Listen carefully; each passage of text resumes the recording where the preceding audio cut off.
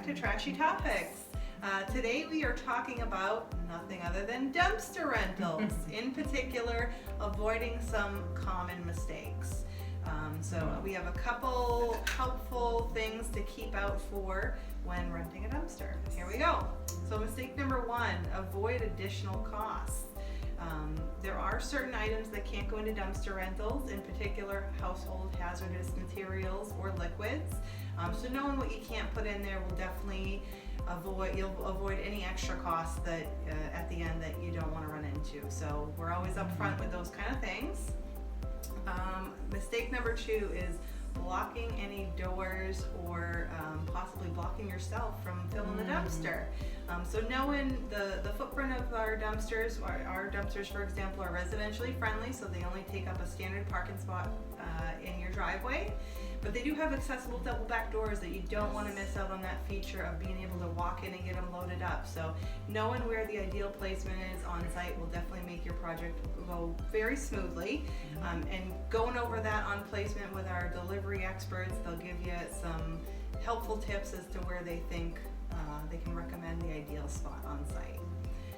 Mistake number three, save your driveway. You don't want any property damage. So it's a nice peace of mind with our dumpster rentals. You have a nice property protection guarantee. Not every dumpster comes with that. So thinking ahead of where you're going to be loading the dumpster, where it's going to go, having it go on a nice flat solid surface with the protective boards underneath it will save any damage on the property.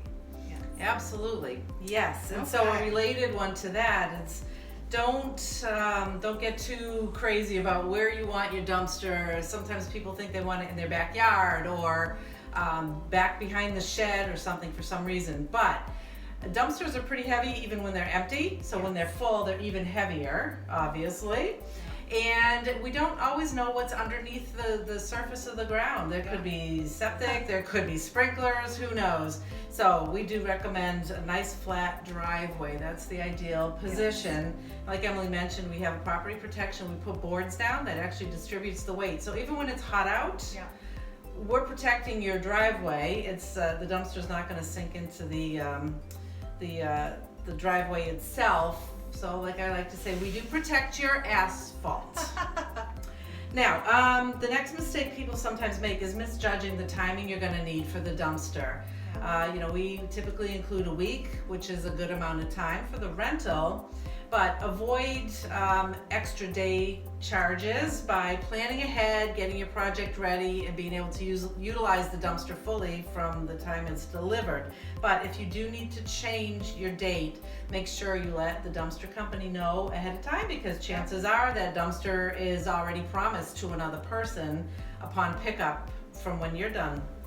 And the last common mistake that I want to talk about is not having the space prepared for where the dumpster is going to be delivered. So we only need enough space for, say, a standard parking spot. You don't need a lot of space.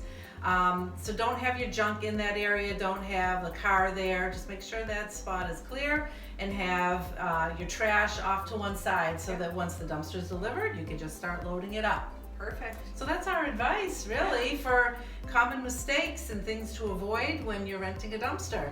Should be an easy, smooth process, and it always is with us. Yes, and any questions, obviously, just call the office and we can set you up and answer any questions. Yes. And I think that's it for now. That's it. So until next time, from the clean guys in a trashy business, bye.